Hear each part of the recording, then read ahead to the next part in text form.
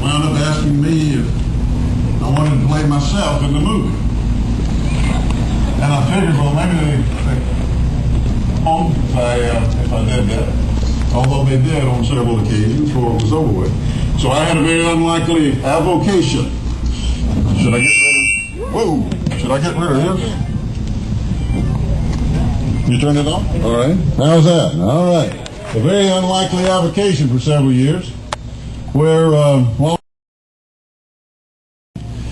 talking about the value of being pro-life, talking about the value of standing strong for the Second Amendment, talking about the rule of law,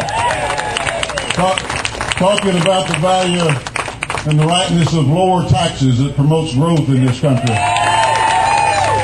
talking about a market economy, talking about the ingenuity and inventiveness of the American people and the value of competitiveness and how we would fare well in the international marketplace. We do more things better than anybody in the world, and it works for us. We're talking about first principles, things this country was founded upon. The idea that there's some things in this changing world that don't change. There's certain things such as human nature and the wisdom of the ages. And it led us to the Declaration of Independence, and it led us to the Constitution of the United States. And they are not outmoded documents to be cast aside whenever we want to.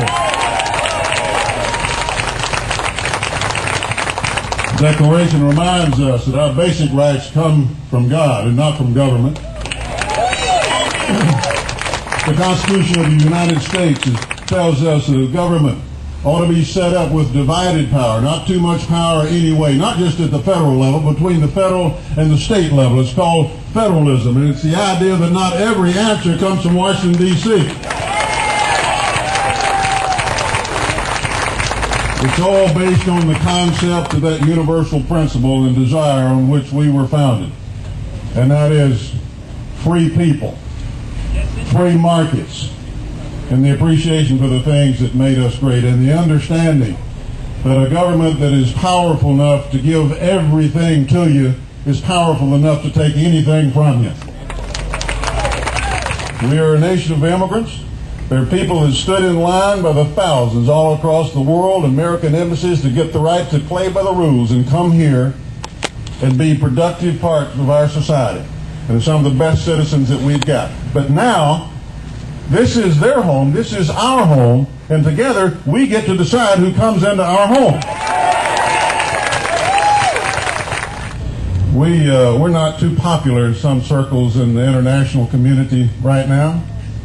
The public opinion polls are not looking good in places in Europe and other places in the world. But I keep thinking about one little fact.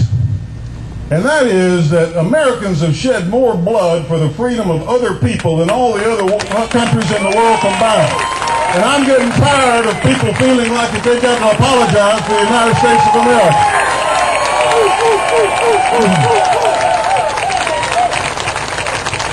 I'm also concerned about the fact that most of the politicians in Washington nowadays are busily spending the birthright of future generations. We've got to send a message to Washington, D.C. that we are better than that, and we can send that message by electing a president that will blow a whistle on that foolishness and say it's got to come to an end.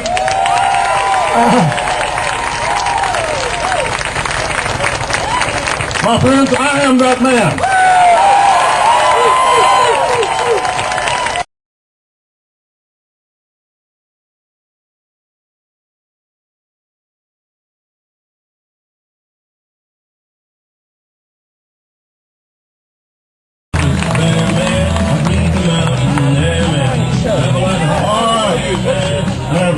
Give me a little break here.